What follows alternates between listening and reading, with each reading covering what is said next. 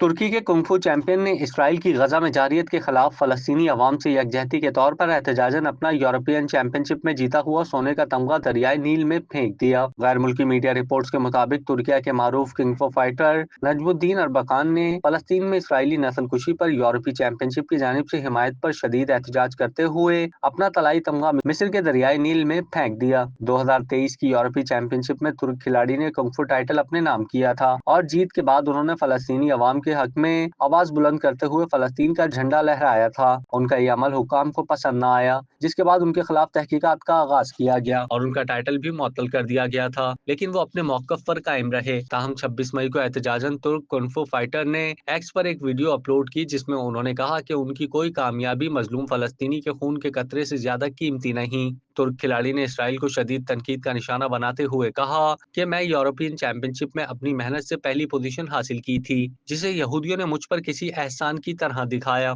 क्या आप कारोबार की तशहीर चाहते हैं या सोशल मीडिया प्लेटफॉर्म मैनेज कराना चाहते हैं? तो देर कैसी, अभी राब्ता करें ओनली न्यूज की टीम से। हमारा कॉन्टेक्ट नंबर आपकी स्क्रीन पर है।